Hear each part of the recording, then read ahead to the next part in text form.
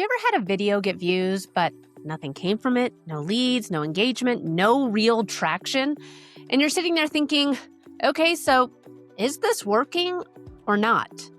That right there is the problem, because not all views are created equal. And if views are the only thing that you're looking at, well, you are missing the bigger picture.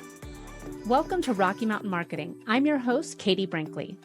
Join us as we dive deep with the world's leading digital marketing experts every single Tuesday.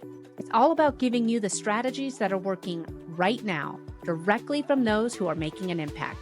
With my 20 years of experience, I'm here to help you navigate the world of digital marketing. Whether you're looking to sharpen your skills or transform your business, you're in the right place. Let's get started on today's journey to success. All right, so if you have been creating content, video content for YouTube, and you've opened up your YouTube analytics and thought, what am I supposed to do with this? You're not alone, because YouTube gives you so much data, and most of it feels completely useless if you don't know what you're actually looking for. Views, impressions, click-through rate, retention. It is a lot. And what I see happen all the time for business owners is that they're either ignoring it completely or they obsess over the wrong numbers. So today, I'm going to simplify that for you, because you don't need to track everything. You just need to know what actually matters and how to use it. So views are probably the most misleading metric on YouTube. They look good, they feel good, but they don't tell you if your content is actually working as a business owner. Now, if you're creating content to just get views, like my daughters, they love watching some of these shows where they play with slime and stuff. Those people are going for views. But as a business owner, you have a very different metric to track. And if views are what you're tracking, that's not really the metric to track to tell if your content is working, because someone can click on your video, watch for 10 seconds, and then leave. That right there still counts as a view, but it didn't build any trust. It didn't move them any closer to working with you, and it definitely didn't help YouTube want to push your content. What YouTube actually cares about is how long people stay. That there is the watch time. That's retention. And according to TubeBuddy, those are some of the strongest indicators of whether your video will perform, especially if you are a smaller channel. So instead of asking, how many views did I get? Start asking, how long were people actually watching? This is where audience retention comes in. And honestly, this is the metric that I care about the most, because it tells you exactly what's working and what's not. You can literally see where people drop off. And when you look at that graph, it is very humbling, because if everyone leaves in the first 30 seconds, that's not YouTube's fault. That's your hook's fault. That's your intro. That's you not giving them a reason to stay. But when people are watching 50%, 60%, or more, that's when things start to click. That's when YouTube starts saying, oh, okay, people like this. Let's go ahead and show it to more people. So if you want to grow on YouTube, don't just create more content, create better first 30 seconds of content. That is where the game is won or lost.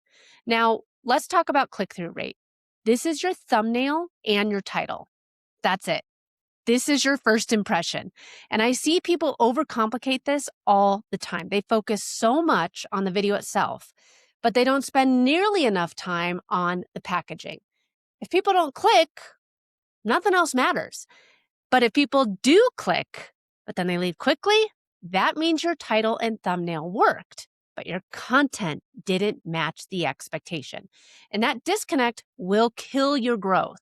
So this is where you have to be honest with yourself. Are you creating curiosity or are you creating confusion? Because those are two very different things. And then there's impressions. This is the one most people ignore, but it's actually really important. Impressions tell you how often YouTube is even showing your content, because if your impressions are low, you're not even getting a shot. And that usually comes back to performance. You know, what we just talked about earlier, retention, watch time, engagement. If your impressions are high and your views are low, that is a click problem. So this is how you This is how you start diagnosing what's actually happening.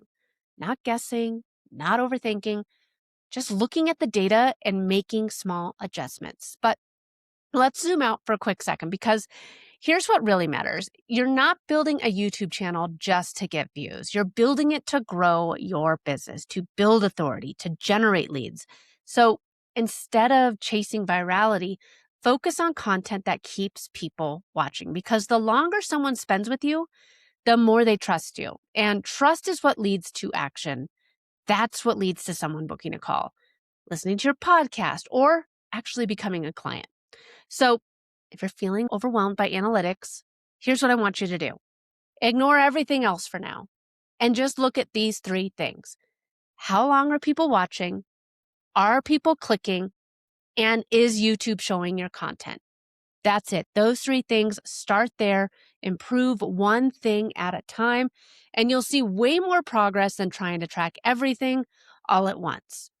So before we go, I want you to think about this. Are you creating content and hoping that it works? Or are you actually paying attention to what your audience is telling you? Because your analytics, they are not just numbers, they are feedback. And if you use them the right way, they'll tell you exactly how to grow.